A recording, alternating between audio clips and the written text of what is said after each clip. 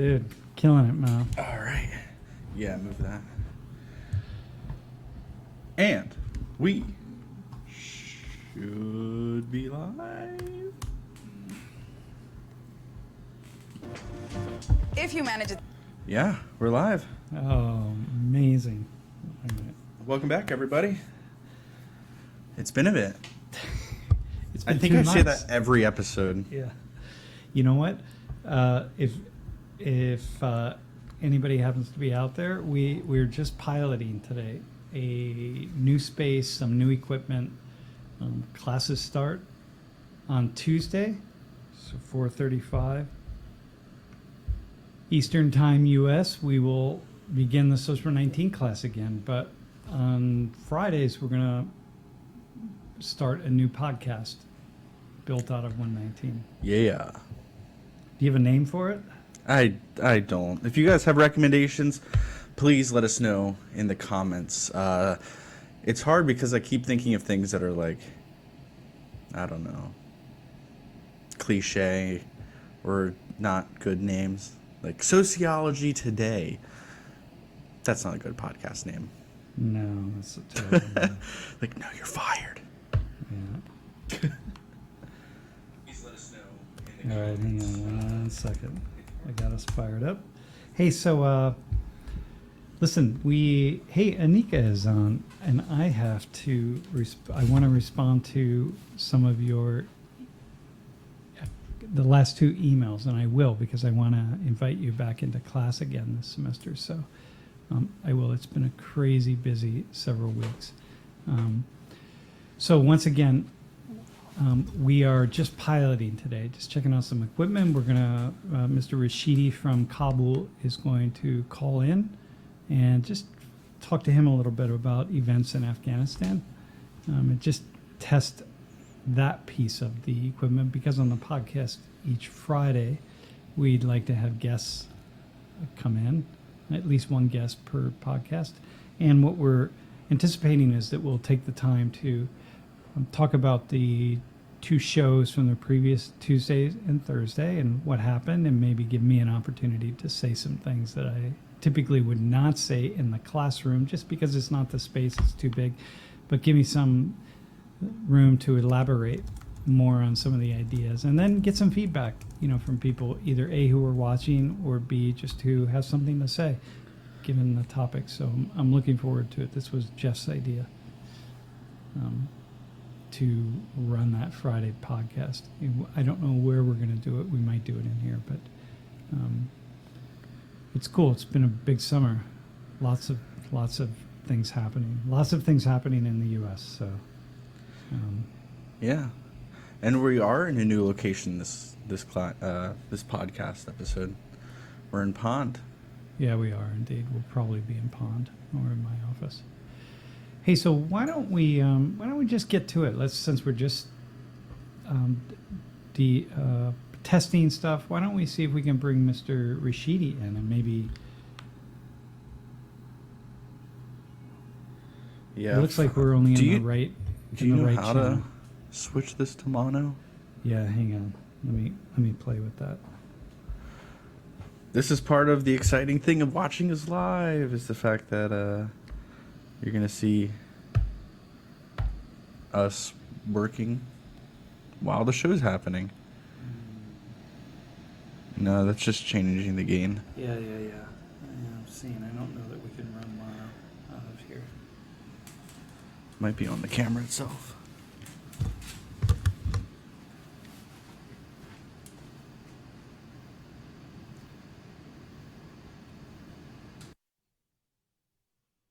Check.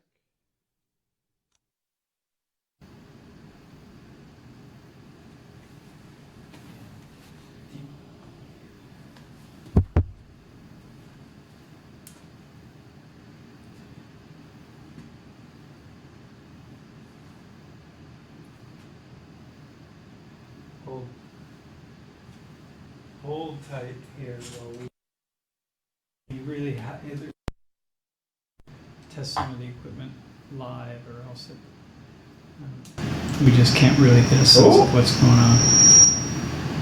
There we go. But We're really running hot though. Yeah. Okay, so that took that out. Check. Check 1 2 1 2.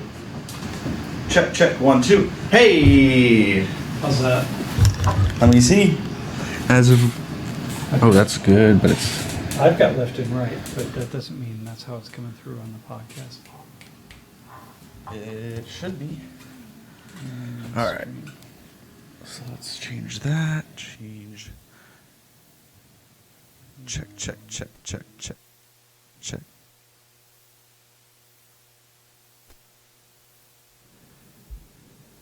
I mean, it's not bad, but it's a little hot. Oh. Okay, Big it brain. looks like it's good. Got left and right now too. Got them both. Woo! We're rocking. All Heck right. yeah. Okay. You know, we're going low budge here. You know, we're at a university. Oh, thank you, sir. Appreciate Brenton. it. We gotta have to watch things. Hey, so let's bring in Mr. Rashidi into the onto Zoom, and let's see what happens. Yeah. So, man, there's so much to talk about. I can't wait for this semester to get underway. I sent you one thing. The state of Colorado maxed the price of insulin every month, Yeah. which is the first major state that I know of that's done that. And that's huge for the people who obviously need this life-saving medication. And for the fact that Colorado is the first state to do something kind of radical like this in the medical industry is Yeah. saying a lot about their state and their culture that they're trying to convey. But I just thought it's interesting. I don't have to use insulin, so thank God. But if I did, it could be hundreds of dollars, if not more. Yeah, well, you know, I think it says something really interesting about the United States, right? I mean, in this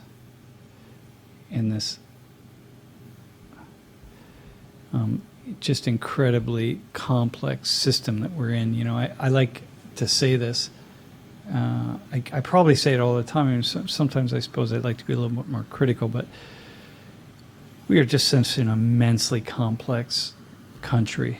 And if you haven't spent a fair amount of time here, you just can't really get a sense of how complex it is. And that kind of thing is an example, or just how we're making, we're moving in so many different directions. So it's very yeah. There we Ding go. dong. Mr. Rashidi is here. All right, let's see if we can get his audio. Yeah. Once again, everybody, sorry if it helps if you want to just kind of stay. A few people certainly want to stay tuned in just to give us some feedback about how it looks and how it appears. This is really not even a show or an episode or anything. We're just piloting all sorts of things. And Mr. Rashidi is one of our colleagues who lives and works in Afghanistan. He was part of our grant that was sponsored by NATO to build a dialogue tool that would be useful for civilians and soldiers, in conflict zones. But we chose Afghanistan and soldiers in the NATO alliance. But we focused on cadets who would be future officers. And we worked in about 12 different NATO countries. And Mr. Rashidi Yeah, we held can hear down our site One in sec. Kabul, and continues to, and is continuing to oversee and coordinate all the dialogues that we have with students in Kabul between them and students here at Penn State. So we're ramping that program up this semester, which is awesome. And Mr. Rashidi is just a really very special person. Are you on? Yeah, he's here, but it is difficult for him to hear you because the camera or the microphone is my computer. The So- microphone for him, Right. but I can't hear him. Go ahead, Mr. Rashidi. Try and say something. Can you hear me? I can hear him. It's faint. 1 second. Sorry, everybody. You're seeing behind the scenes.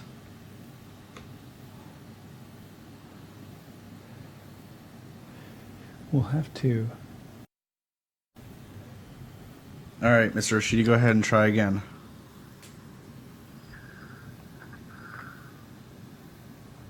Go ahead.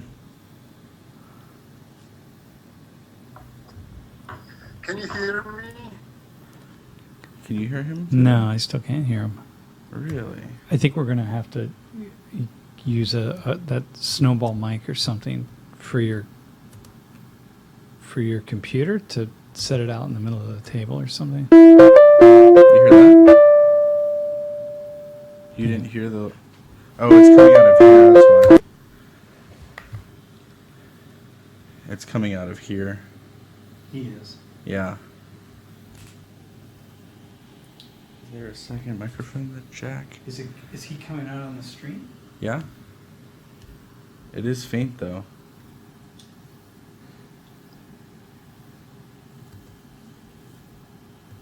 So you're bringing him out of here? No, that's your power cable. You're bringing him out of here. Into here. Can you crank your volume out on the computer? I mean, that won't help. Because they're coming through Bluetooth, Well, hold on. through Zoom. Check, check. Hello, Mr. Rashidi. Can you say something? Hello? There, I hear that. Yeah, but Hear me? you can't hear him on the No, So stream. we don't hear him on the stream. Right. We gotta get him on the stream. How do we do that? Can he hear us? Can you hear? You can hear me, Mr. Rashidi, right? Yes. But sounds not really good. Sounds not really good. Okay, hang on. We're gonna figure this out.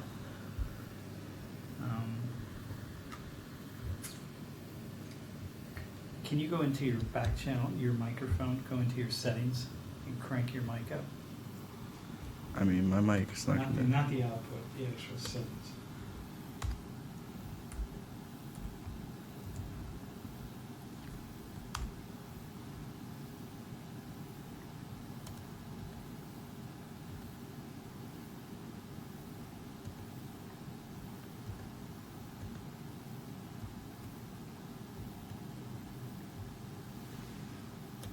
Okay. Check, check. What is going on in my phone? Jesus. All right, hang on. So we're coming out, we're going in. Can we crank his, can we get on here and crank his volume way up, jack it way up? Do you have it at 100? I have it 127, which is the highest it'll go. Okay, Jesus. Here, let's do this. Is anyone still on the stream? 15 people. Okay, hey, let me just say this again. We're just testing equipment. The class, Social 19 class starts,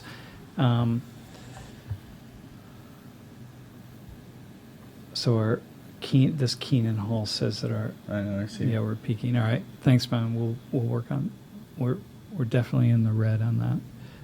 The class starts next week, Tuesday, Thursday, 4:30, 5 p.m. U.S. Eastern Time. And then what we're piloting right here, just piloting, trying to get the technology, the equipment together, is another stream that we will run on Fridays from this room, probably, in which we'll talk about issues that came up during the week and for whatever reason we weren't able to address them in the class, or maybe things that happened in the class, and maybe people want to call in and have more of a Q&A about it, and then also have guests. And so we're piloting using Zoom for the guests, and we have Mr. Rashidi here with us, but we're working on the audio. And so once again, so sorry if we're just kind of playing, but it's really helpful to get some feedback from folks. So the question is, how do we get his volume up? That's what we're working on right now. And Mr. Rashidi, keep talking, actually. Wait, hang on. He can't hear us now.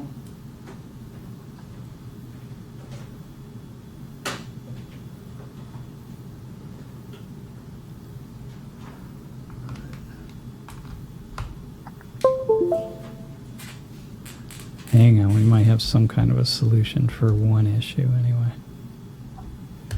Mr. Rashidi, can you hear us?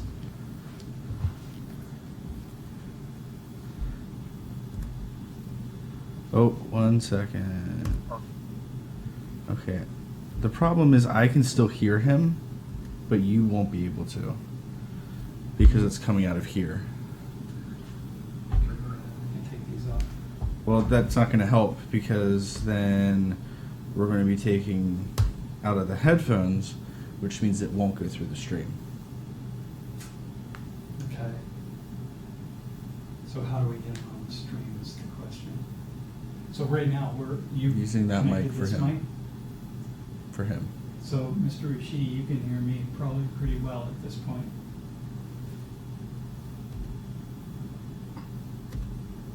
Yeah. This is him live, right? Yeah. What you're seeing. Put that camera on so it's on. So Why is it quiet there? hey, Mr. Rashid, keep talking. Tell us anyway how things are going. Let's just. I can hear you from YouTube, and I can't hear you Yeah, I know. from Zoom. But now it's.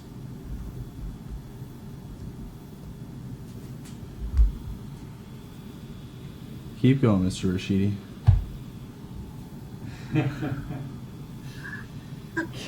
Yes. It's nice to see you, by the way, Yes. Great. Great. as always. Great pleasure, yeah. To see you and Jeff.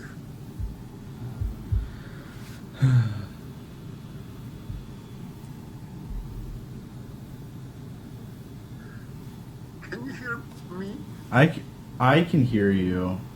The stream can hear No. you, but Sam won't be able to. Oh, the stream can. The stream can hear him, And you can hear him and I can because- hear him because it's coming through here. And your microphone, My headphones are plugged in right to Oh, I there, can plug into there, but then I can't. and we'll get a two-way jack. How? I have a Y jack. Where? Hang on. Can we just unplug that and then the speaker will work? No, I don't think it works like that. But he's coming through the stream loud and clear. I mean, not loud. If there's anything that you can do to increase the volume, Mr. Rashidi, Yeah? if you could go into the settings and increase your Wait, audio. I have an idea of how we can do that for sure. Ba-dum, ba-dum, ba-dum. Wait, hang on.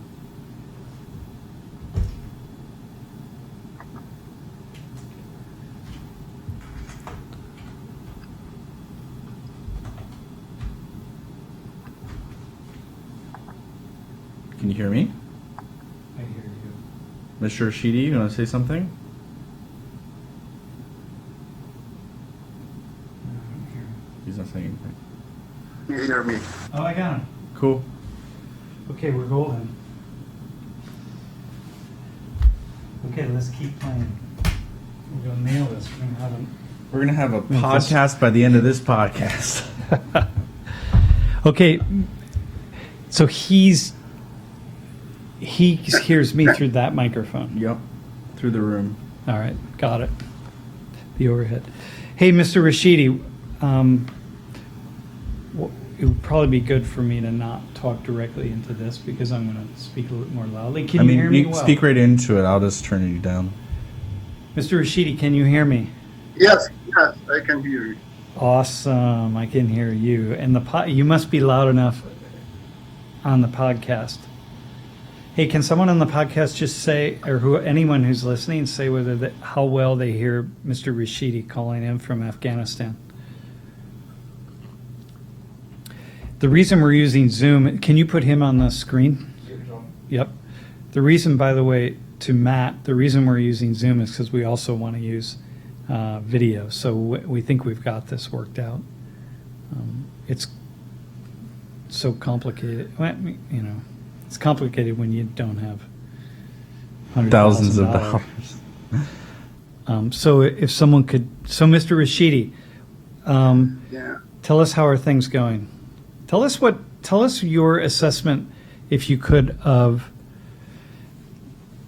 no, just how are you? I'm okay, thanks. How is your family? I'm pretty good. They are good, thank you. So we've had two really. Anyway, it's good to hear that you're well and your family is well. Thank you. We've had in Kabul and around Kabul, we've had some really horrible bombings, in particular the one at the wedding. How Yes. are It you was doing a with wedding that? party, as you better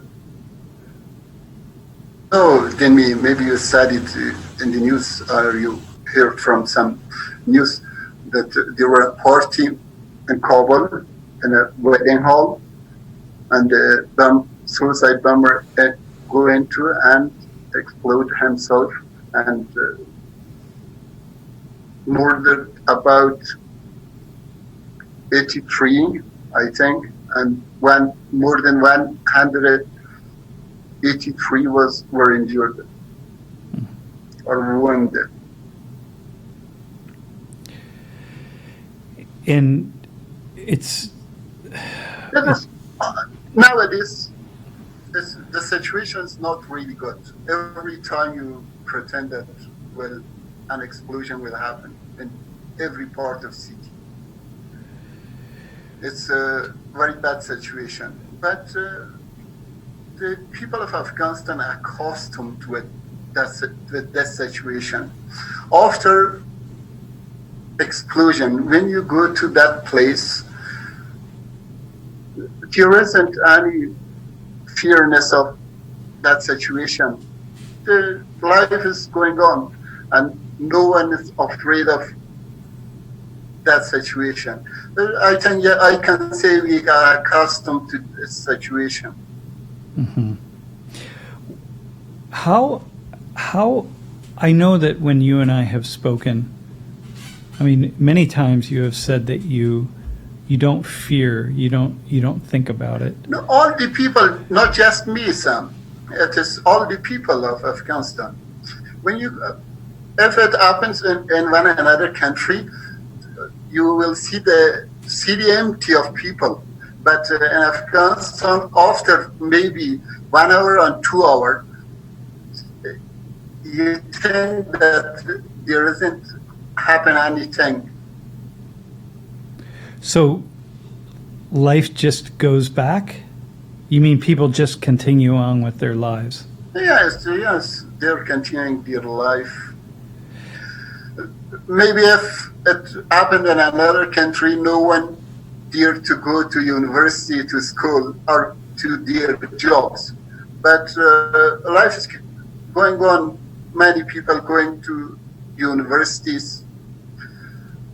universities on during the summer in Afghanistan.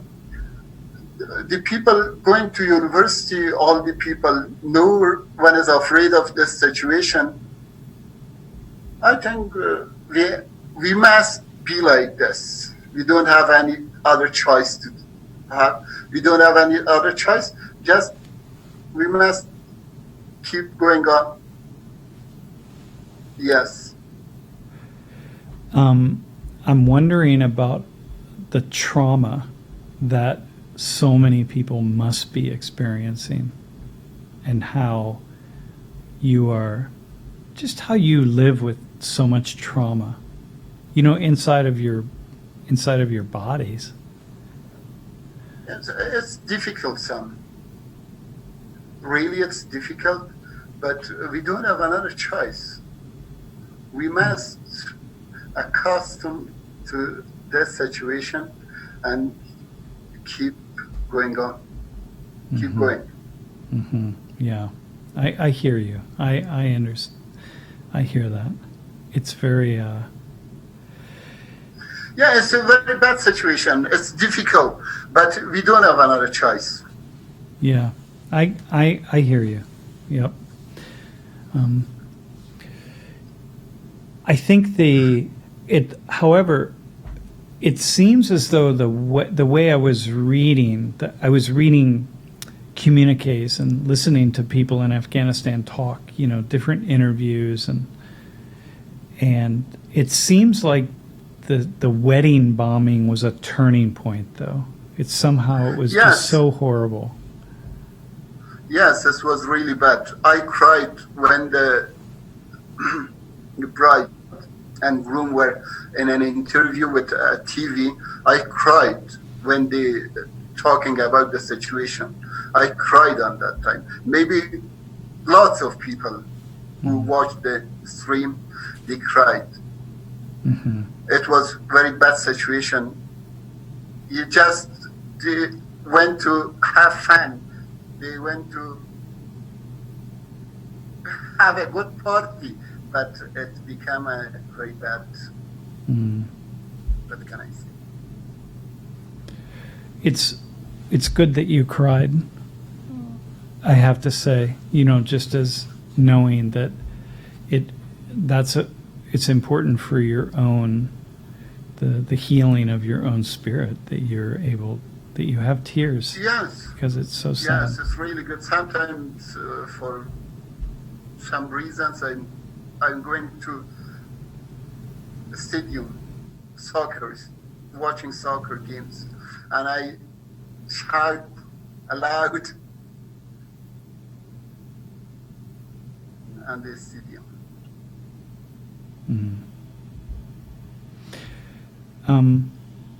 When I was reading about the wedding and just looking at some footage, I myself was really shaken.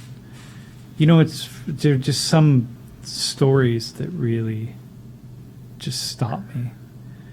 There are many, but again, it's like people in Afghanistan. You keep moving forward, and it's like the shootings here when we had 2 in one day. The mass killings, it really stopped me.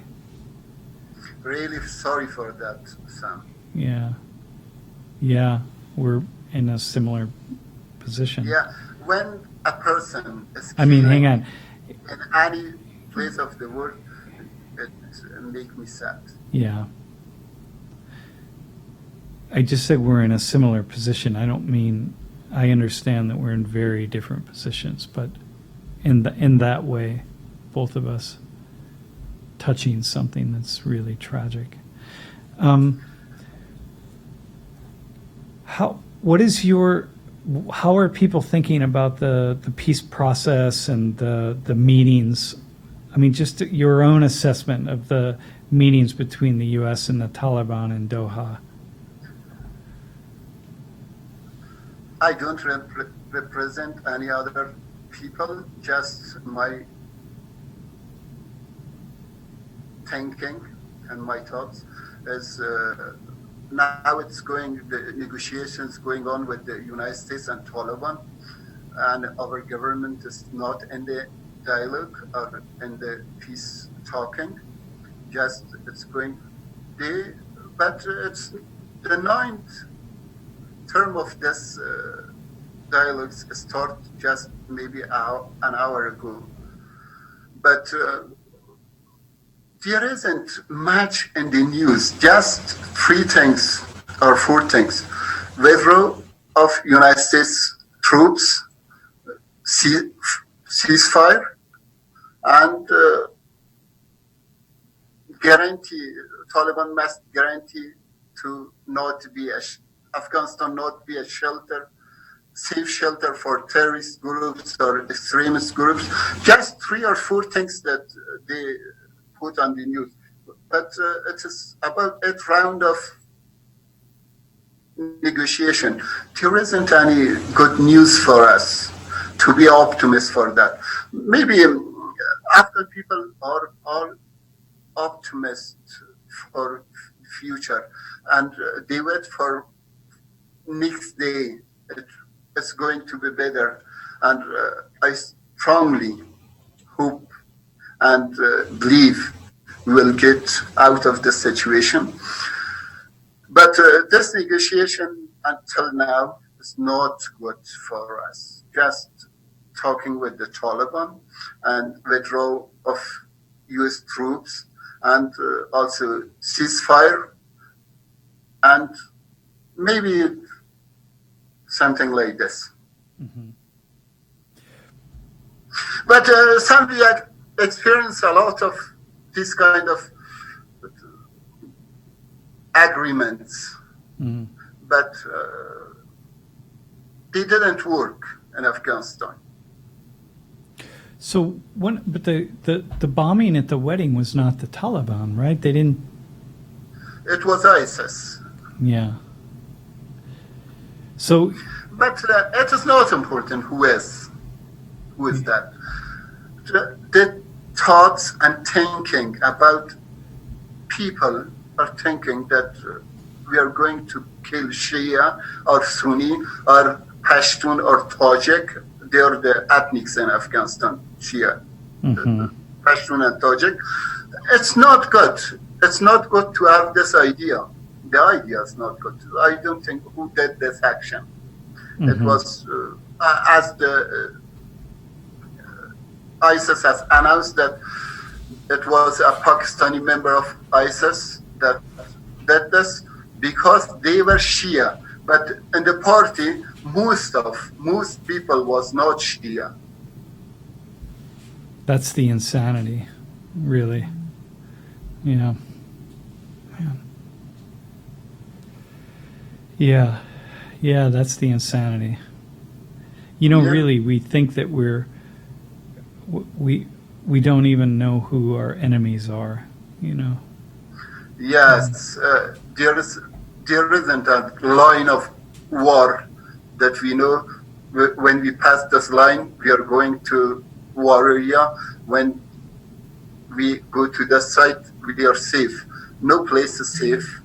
And there isn't any place to be safe. Just war is going on every place. It's explosion. It's not direct war with the Taliban. In some places there is, but there isn't any kind of that. But explosions and suicide attacks are happening in these days a lot. Yeah, it's as though some people are trying to make their last statement before some kind of negotiation is finalized. Yes, I think you're right, Sam. Hey, tell us about, we're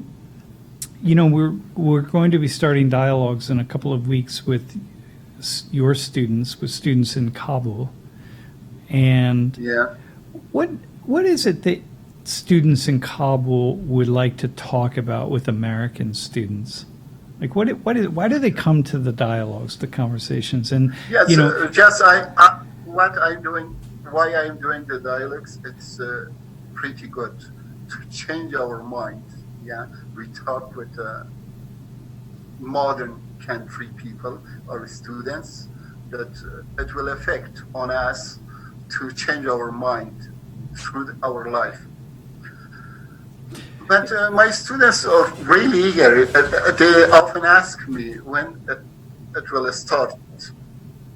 Mm-hmm. But it is really good for Afghan people to talk with some other people from other countries.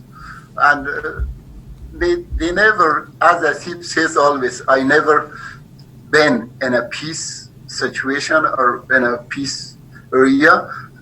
They want to talk to people who are living in a good situation or in a peace. What are they look like? What are they thinking? How they are studying? How is their lifestyle? That's very good. About and really important about they know now. Lots of students in Afghanistan know about the American culture. Lots of American culture, and when I'm going to tell my students about critical thinking, about accepting other cultures, other religions, and other people. Yeah, it's really good. The dialogues are really good. It taught me a lot. So go back to why you think it's good for them, for your Afghan students to talk to other students outside of Afghanistan. What will they learn? What do you expect them to learn, or what do they say they learn? Because, as you know, it's 4 decades of war that's going on in Afghanistan. The people of Afghanistan grew with gun, with war, fighting, with war, and with that situation.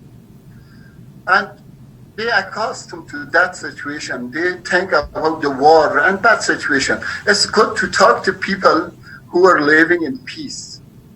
And it will change their mind. Mm-hmm. Mm-hmm. Their way of thinking through their life. Mm-hmm. Maybe some of them disappointed for their future. But when they talk with the Americans, the situation, it will make a good reason for them to fight for being good. Yeah. To fight for changing the situation. So it's like what you were saying it's important for them to see that peace is possible, right? Like, so you're saying, yes, yeah, they want to talk to definitely people living in a country that isn't at war in the way that Afghanistan is, just to even see how it is. Yes. To reach toward that. Mm-hmm. Wow. Yeah. Well, it's really important. It feels good. I'm really happy that we have the opportunity to do this and that you are willing to take on this job. And, I know that my struggle here has been trying to prepare Americans for the conversation with Afghans, or we're also having dialogues with people in Iraq, Colombia. I thank you always, Sam, for making the situation for us to talk directly to American students, Afghan students to American students. It's a good opportunity for us. Maybe my students learn a lot. Well, our students learn a lot also. It's just hard. It's hard to prepare them, because I don't want to talk about Afghanistan as just a country at war. Yes, when I'm talking with people from other countries, they asking me about war. Yeah, beside the war, beyond the war, their life is going on. The parties, and maybe I will send you some pictures. And the parks, maybe a week ago, there was Eid al-Adha, Eid, yeah, feast, I can say. There are lots of people in the park. They were playing. they had fun with each other. They were really happy. You didn't think on that situation that I'm in Afghanistan. It's the people of Afghanistan, the people who experienced 4 decades of war, a really bad war, the explosions and the other things. When you went to that park, there are lots of people who were really happy, like they are in Europe. It's always the case, right? You know, like we were in December when we were in Iraq. You know, very similarly. Here in the U.S., people have the idea that everybody is walking around with guns shooting each other, and that's. But you know, I think when you go out of Afghanistan, the people just think people of Afghanistan with a turban like Taliban, they have a gun, they are fighting, they are killing each other. There isn't anything else in the.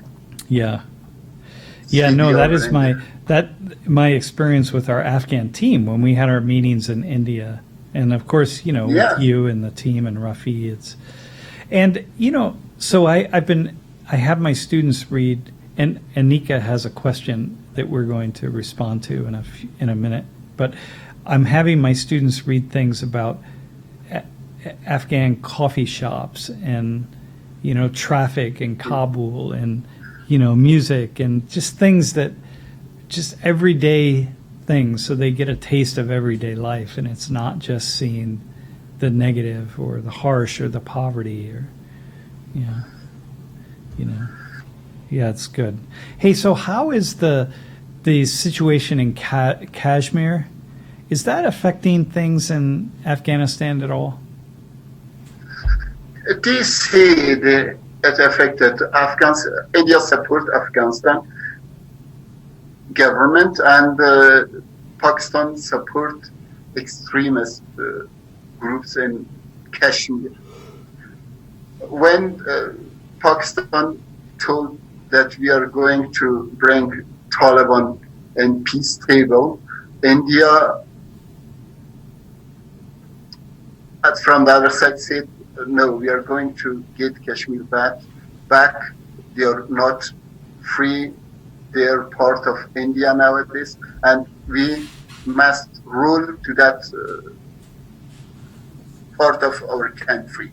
The people say, but I don't think so. Afghanistan is a country, and Kashmir is a part of, maybe Pakistan says, claims that Kashmir is part of Pakistan, and India claims that Kashmir is part of India.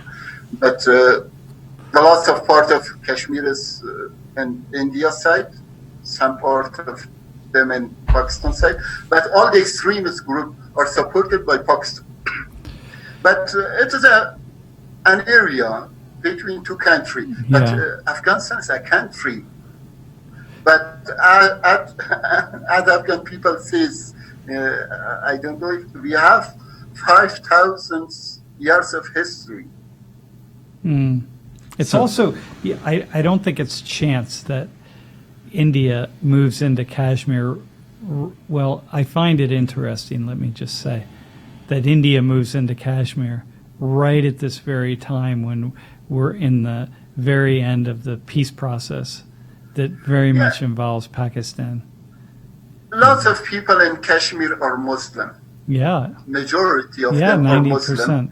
But the government in India is not Muslim, Hindu or some others. Some people have, maybe some Muslims are in the government, but it is not Muslim. Pakistan government is Muslim. Because of that, maybe Kashmir people need to be like related to Pakistan side. So I'm not sure exactly what this is about, but what I'm catching is land distribution and a difference between culture and their government. Well, you know, back in... It's something like this, but not completely. There are two religions. One is Hinduism, Sam knows better than me. One is Muslim. Yeah.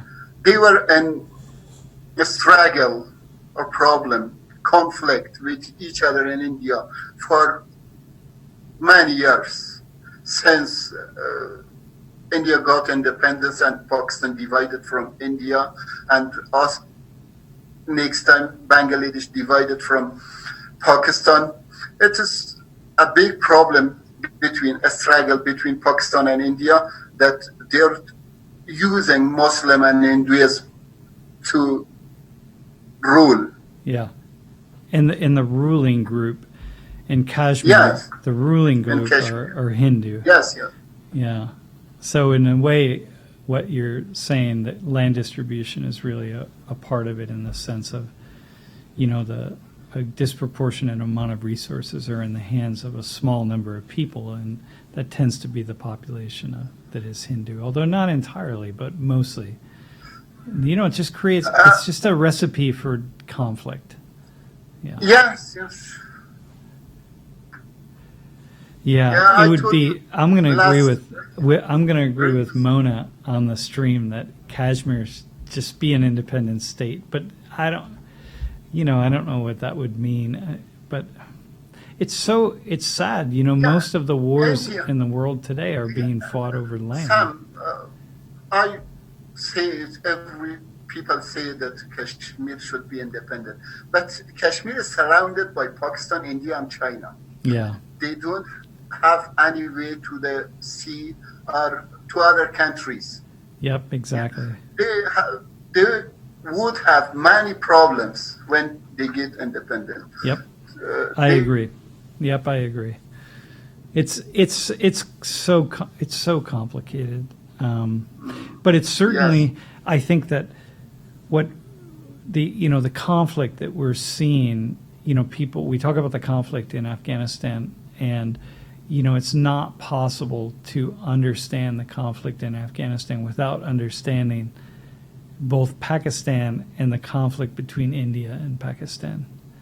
And Yeah, before maybe in 1990s, people of Afghanistan, some people of Afghanistan, went to Kashmir to fight for independence of Muslims, not just for Kashmir, for Muslims. Some people of Afghanistan, from Mujahideen or so-called, they went to Kashmir to fight and for independent Kashmir. Yeah, they went there. yeah, it would be nice to just stop the fighting. My gosh. Mr. Rashidi, let me ask you one final thing about to help me actually preparing my students. You kind of said this, but now I want you to very directly focus on it. What do I need them? What should they read, or what should they watch to prepare themselves for the conversations with your students? Yeah. When you type Afghanistan on Google, they will come lots of war news and something. When you go to YouTube and see Afghanistan, they will see things differently.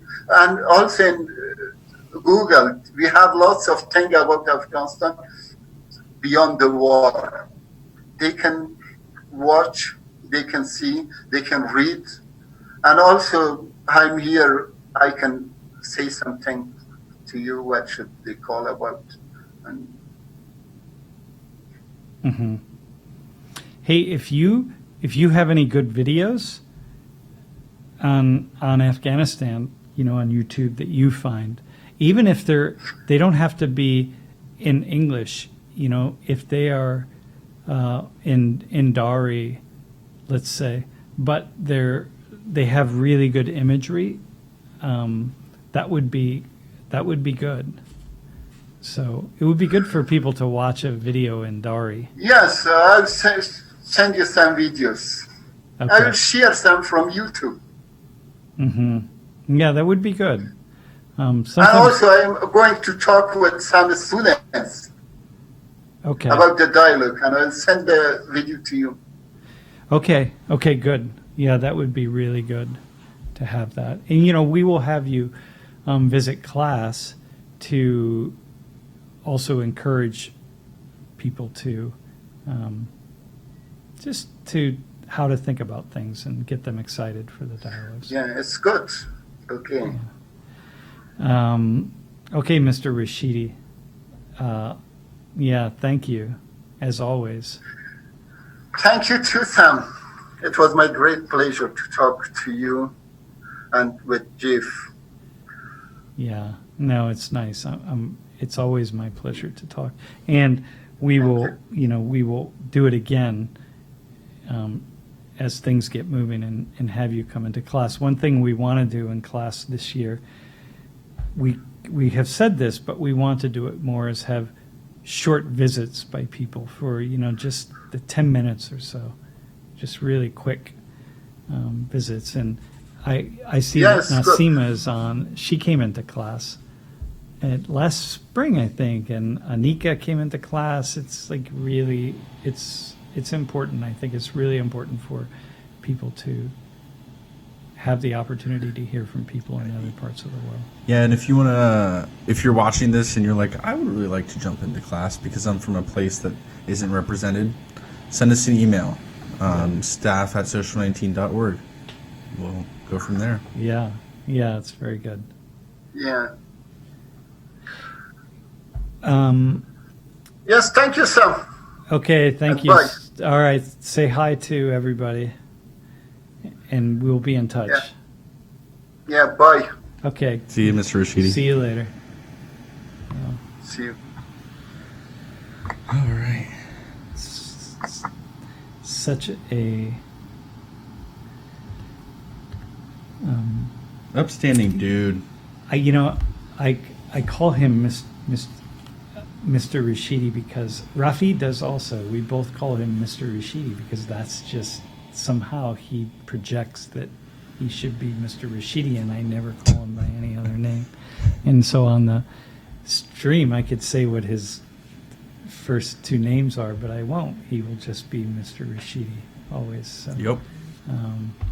Hey, so I think we're good. I think that I'm feeling really excited about next week. I feel we're going to make a few changes in the classroom, the way we kind of operate, and yeah, it feels really good. What are you looking forward to for next week? Well, we're going to do some what do you know stuff, bringing students up to have them just talk about things that find out what they know about a wide range of issues. I have some What they new think topics. they know. Over the summer, I came up with probably 7 or 8 entirely new classes, and then I just jumped on my old presentations going back years, and I have so many classes, things that I did only once and never went beyond that, and partly because things just aren't in the news at this stage, but was struck by how many classes that we've done in there. How many System 19 classes, like an activity or a conversation or a presentation or something that happened just once and never happened again, and put so much energy into creating it, but now I have all sorts of new ones, and most of even the new ones that I came up with, I'll probably not even do them, because as the semester goes on, I'll just come up with new things. So it's always really nice. Also, for one thing I'd like to do is take more suggestions from people about who to talk to and how to talk to. So, for example, I heard from a student, American Chinese student, who watched one of the classes that we did last year with China and Korea, and was saying, look, and really enjoyed it, but Anne was saying, these issues are so the subtleties of what Asians experience in the United States are so complex and often so hidden that when I bring up international students to have a conversation about something that involves the United States, they just don't get it and they don't see it, and they never would. I really have to make that distinction between American-born students and international students. And so that's something for you, is when if you catch me trying to get an international-born student to talk about things that really American-born students experience, that you really got to like call that out or remind me, hey, that because it's really complex. But a lot of times what happens in the classes, as you know, Jeff, more than anybody, I in the moment, you know, when there's so many people just sort of waiting for the next thing, I can very quickly sort of lose track of where I am, and trying not to offend people and oh my gosh, yeah. I definitely agree with Magic Magus. I think that's your name. He said, or she said, when you bring students to the front, the rest of the class is automatically interested, and that's really what this is about. I remember when I took the class, it was a lot of, I mean, of course we had people come up to the front of the room, but it was much more of a lecture, and now it's become much more of a conversation that happens with students. Yeah. Oh my gosh. You know, I started doing that because I realized that I would talk to people, give these amazing, what I thought were really, really thoughtful and creative and smart, introduced the class to really thoughtful, creative, and smart ideas. And I don't have that many of them, but once in a while I really have something and I lay it out there. And then after class, I ask people what they think, and they just don't even remember anything. And even if I repeat my coolest ideas, I got to the point where I realized people couldn't even remember those things. And so I said, why am I wasting my time? Let me just hear from them and see what they have to say. So, and they'll remember it more. Yeah, they remember it more. And if you watch any videos that we put out, the ones that take off are never the ones with me talking, right? They're the ones with students talking. And so, which makes sense, right? Which is the irony that, I go to school for all those many years. I mean, right? I was in school until I think I got my PhD when I was 32, and now I've been teaching for, since then. So that, and in the end, I have nothing to say, right? It's really Alpha AMA is saying, any tips for public speaking? Yeah, the biggest tip is talk about things that you absolutely know about and around which you can tell a story. So if you're going to stand behind notes or something, you're barking up the wrong tree because nobody cares. Anything that you have to write down to speak, no, people don't care because, hang on, that's a bold statement, but I'm gonna say it again in a slightly less annoying way. If I think about the presentations I go to or things that I watch, any presentation in which someone is following notes, I quickly lose interest because it's not real. There's nothing really behind it. And so when I listen to what's called public speaking and people are following notes in any way, I lose track. But when people are telling a story, something about them or something that's kind of really creative or doing something engaging with the audience or something, then people are more interested. And the beauty of a story is you're the only one that has the truth to a story. So when I tell some kind of story about my life and try to make it relevant to the world, I know I'm the only one that knows that story and that has the truth of it. Now, what I tell is never the truth anyway. It's filtered through my perception and my memory and so on and so forth. But nonetheless, people can't say, that's wrong, I disagree, whatever it is, because they weren't there. They don't know. And what that means is that I don't have to be nervous about people disagreeing with me or not listening or whatever the case is, because I'm just telling a story. And that is really, really valuable in terms of making me comfortable and allowing me to just be settled into what's going on. And so I think public speakers you always want to start out with some kind of story. You never want to start out with your notes. You always set your notes aside. Start out with something that you're just really comfortable with. Get a feel for the audience. Tell a couple of interesting, quirky things, and then just start in. But now you've grounded yourself into a place of comfort and in a connection in some way with whoever is in the room. So that's the most important thing, I think. From when I took public speaking, I would say that the easiest is just to know that nobody really, especially if you're in a college and you're taking a class, no one cares. Every one of your peers, none of them care about really even what you're saying except for the professors. So like if you're trying to learn, just remember that a lot of people just, there's almost no fear if you look at it that way, because you just go up to the front of the room and you speak, and then you're done, and then it's the next person's turn, and then you don't care what they're saying. The person beside you doesn't care what they're saying. It's terrible. But when you're speaking in larger groups, obviously people are going to pay attention to you more, and hopefully they'd be interested in what you're talking about. But well, the other thing, though, what's kind of fascinating is that in that room, because there's so many people, I'm much more comfortable. I actually get nervous in a room of, say, like 20 people or 30 people. In a room this size, I don't like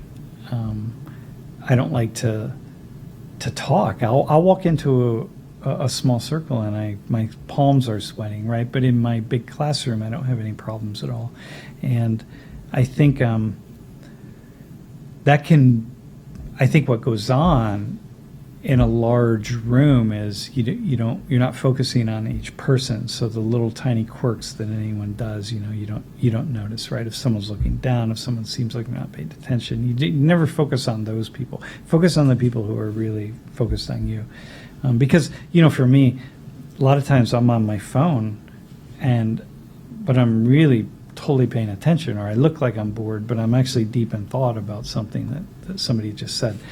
But I'm thinking back to playing music, and there's something about being on a really massive stage with people far away, and only two different times I played on a massive stage as a musician in a big concert hall, right, where I couldn't see and it was really just me behind my drums, and then the stage, and you really can't even see the audience because they're, and I think, wow, there's a way in which that too was really comfortable. There's nothing to be nervous about because it's just me and the band members, and that's kind of how it is in Social 19, right? It's me, it's you. I look over, you're there.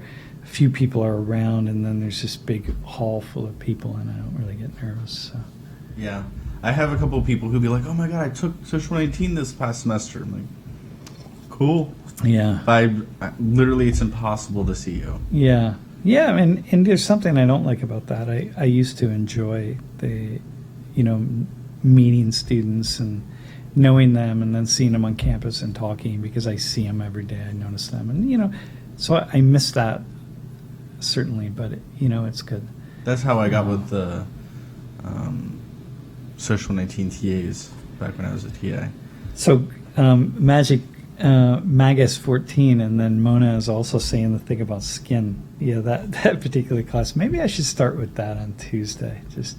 We have to start with, we need an activity that's sort of bold, and I have one actually. Here, let me describe this particular activity and see what you think. So, I think it'd be really cool, but it's not directly about race, but it's going to make people really uncomfortable, and yet it's really funny. So I found these photos of men in the early part of the 20th century and late part of the 18th century who are posing with other men. So friendships, right? Work relationships, friendships, etc. And the culture in the United States for posing with your friends and workmates and so on and colleagues was that men would be very physical with one another. Like you and I, Jeff, if we were friends and we'd have somebody take an official photo of us, because, mind you, these are cameras like these cameras, right? I mean, these are the old time cameras. This isn't Instamatics. I mean, it took a while. It's a really serious thing. So you go and you have your photo taken and you get one shot, one print of it, or maybe But anyway, it would be really common that you would be, say, sitting on my lap, or I'd be hanging over your shoulder, or we'd be leaning up against each other, and my hand would be on your leg, and our heads would be together, kind of thing, and we would just be work friends, and just immensely sexualized, right? But what it was just a sense of physical intimacy that people had. It was the norm and the style of the day, that was perfectly fine. And even these, going right up into the 1940s, right? So all these photos, which are just unbelievable, you just wouldn't believe the poses these men are in, just normal everyday poses, right? So I was thinking, I did this in Colombia. I gave a presentation. I put a bunch of men in the back room so they couldn't see what the photos were. And then I had them come out, and I had somebody arrange them so they couldn't see the photo. It was behind them. And then I had somebody arrange the men who came out to look exactly like the men in the photo. So, we had props there, like chairs or whatever. And then they had to stay in that pose. Now, what's interesting is the people watching can see the photo, from like in 1905 or whatever, and see the men in it, and then see the people on the stage in the pose. It's really fascinating, about how our culture changes, and how what would be uncomfortable today would have been really comfortable 100 years ago. And we think it's the opposite, right? Because we've become much more comfortable with sexuality. But in fact, what you're seeing is, actually go back 100 years, people were more comfortable, and in so many of these different ways, right? So I was thinking that could be a cool activity on day one. Just break the ice, I remember when Bossum was in class, and you two hugged, and he was like, "That was not acceptable, 20 years ago." And then we look back 120 years ago, and it was. Yeah. And it's like, we have such a short memory span with like what is socially acceptable and what isn't. Constantly throughout all of history, we've been forgetting and repeating and oh my gosh, redoing and. Yeah, it's crazy. It's so crazy. Anyway, we'll come up with stuff, but I really students will, in the next few weeks, will be having to come up and talk about different things. Listen, I just want to respond to the 911 piece. Is Mr. Rashidi still on? I don't think he's on. Okay, he keeps popping up on the stream here. Yeah. What are your thoughts on 9/11 conspiracies? Do you think there were bombs in the building?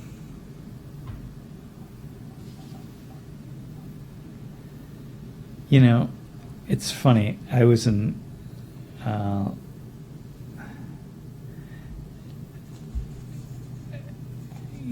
people ask me that a lot.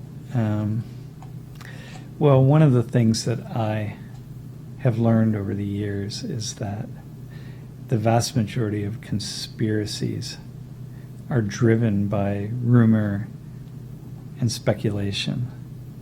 So, the 911 report, the 9/11 report, right? 911, I always say that. 9/11 report. Always. That seems 900 pages long, right? Now, mind you, it's sort of an insider's report, that kind of thing, right? But I've not read it. I don't know. I only know one person who actually read it. And I don't know. I know lots of people talk about it, but I only know one person who read it. And, not page by page, but a very smart, thoughtful person, colleague of mine who's very critical of lots of things, left and right, and so on. And he said, you can't have an opinion on it till you read that. And you got to start right there, because there's so much in there that just debunks so many of they talk about the various rumors and innuendos, and then you take that, some of those rumors that, they found a passport on the streets in Manhattan that somehow fell out of an airplane or whatever, right? I mean, there are all sorts of things that I hear about, and that they're not true. And so this is, of course, true with all conspiracies. And then there are other things that are true, right, that never come out, right?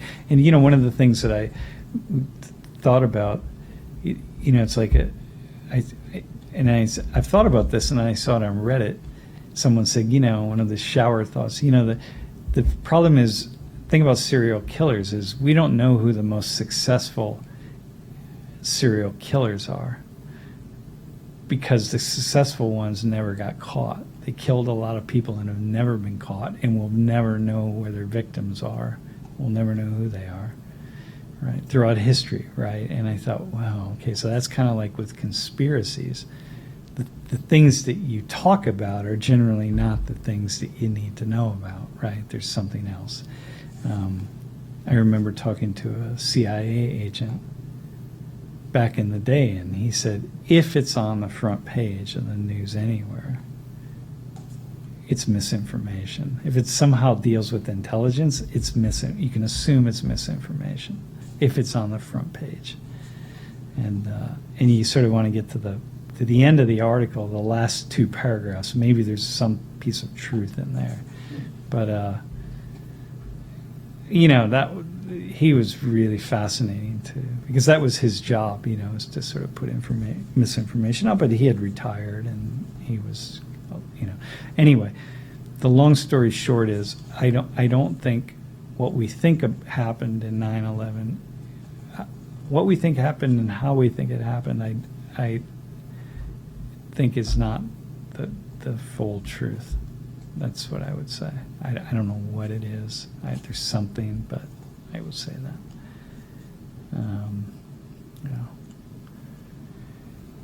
We should start the real InfoWars. I like what Rahul's saying. We will talk about gun violence in America, for sure.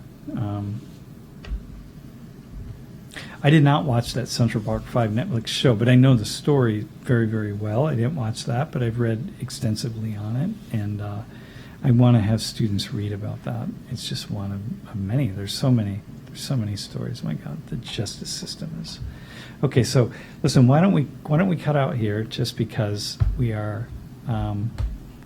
We'll be back, and then once again Tuesday, Thursday, 4:35 again. We're later in the fall. We're always later in the fall.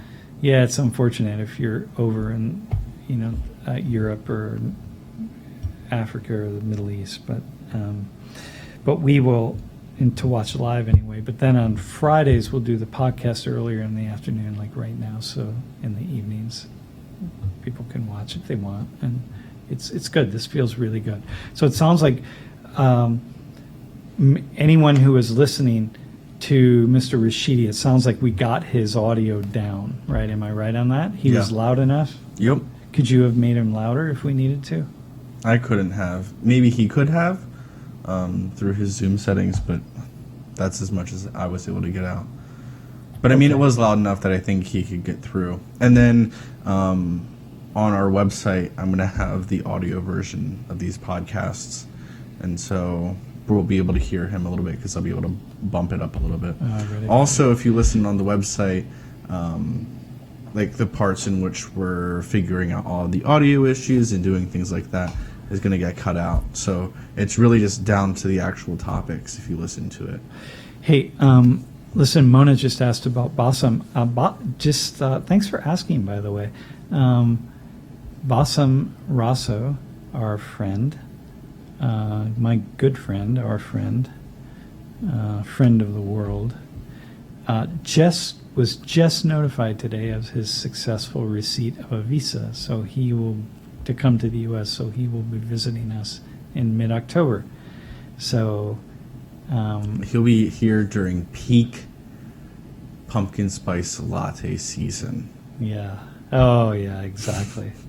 Hey, so listen, if anyone can just say really fast, if you were listening to, we should have asked this in the moment, to Mr. Rashidi and Jeff and I, were the volumes, just from what you heard live, not from what we'll get, but were the volumes more or less level?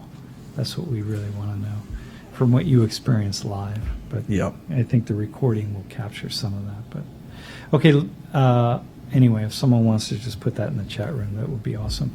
Okay, thank you, and we will be out. We'll see you on Tuesday. Thursday, 4:35, social19.org/stream. All right. And then Fridays. We haven't set a time Friday. No. We have to figure out when pond is open and dialogues aren't happening, because this isn't just a place to record podcasts. This is a dialogue room. Yep. All right. Thank you, Jeff, for making it all happen. All right. Awesome. Peace, you, everybody.